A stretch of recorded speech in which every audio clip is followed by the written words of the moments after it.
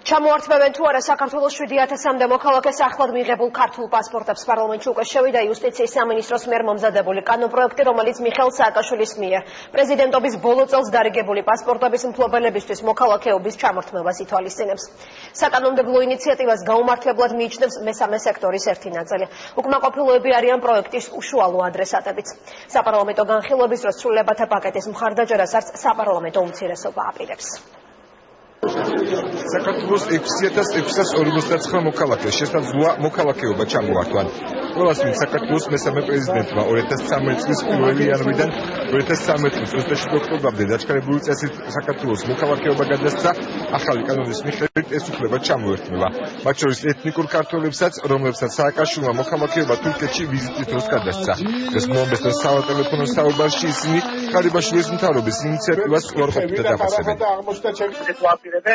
დიდი კატასტროფა იქნება თურქეთის ქართველების შორის და დაკარგავს თურქეთელი ქართველებს საქართველოს სამწუხაროდ დაკარგული ვარ და ბოლომდე საქართველოს დაკარგავს. ეს დიდი კატასტროფა იქნება, ამის ქვეშ ვერავინ მთავრობა ვერ დარჩება შემოგვიწოდა. ახალგაზრდა ადვოკატები იუსტიციის სამინისტროს საკანონმდებლო ინიციატივას, რომლის მიხედვით მოქალაქეების გარკვეულ ჯგუფს შესაძლოა მოქალაქეობა ჩამოართვას, ანტიკონსტიტუციურ აქტს უწოდებენ. პარლამენტარებს კი მოუწოდებენ ეს კანონპროექტი არ განიხილონ. მართეთ საქართველოს პარლამენტს იმისათვის რომ გადახედონ ამ კანონპროექტს, რომლის თანახმადაც ირღვევა საქართველოს მოქალაქეების უფლებები. პირველ რიგში ირღვევა საქართველოს კონსტიტუციის 13 მუხლის მეორე პუნქტი, რომლის მიხედვით საქართველოს მოქალაქეობის ჩამორთმევა დაუშვებელია. იუსტიციის სამინისტროში მომზადებული კანონპროექტის მიხედვით იმ ადამიანებს, რომლებსაც მიხეილ სააკაშვილმა ბოლო წლის განმავლობაში მოქალაქეობა გადასცა, ის უნდა ჩამოერთვას. უწყებაში კომენტარისგან თავს იკავებენ და აცხადებენ, რომ კანონპროექტი დამუშავების პროცესშია. უმრავლესობის დეპუტატები კი ადასტურებენ, რომ კანონპროექტი პარლამენტში შესულია. ის დამტკიცებას აპირებენ და ამაში პრობლემას ვერ ხედავენ.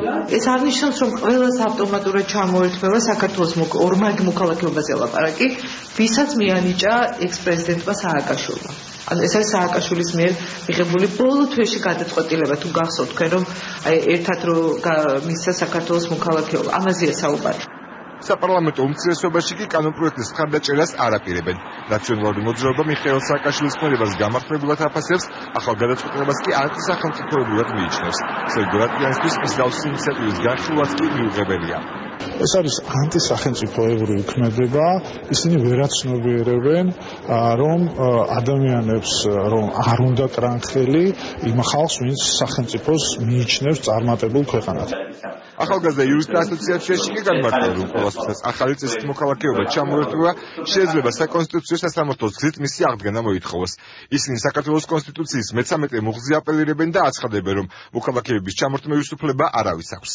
წინა ხელისუფლება ხშირ შემთხვევაში, არა ყველა შემთხვევაში, მაგრამ უმეტეს შემთხვევაში შეცდომა დაუშვა პრეზიდენტმა სააკაშვილმა, შეცდომა დაუშვა, როდესაც ის ასე ვთქვათ, ჯგუფურად ანიჭებდა მოქალაქეობას, ეს ნამდვილად იყო პრობლემა, მაგრამ ეს ცვლილება არ წარმოადგენს ამ შეცდომის გამოსწორების საშუალებას. უფრო მეტად ეს არის კონსტიტუციის პირდაპირი დარღვევა.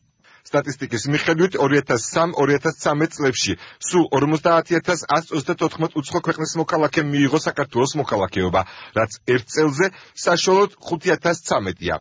2013 წლის 1 იანვრიდან 27 ოქტომბრამდე ამ რიცხვმა 6,659 შეადგინა.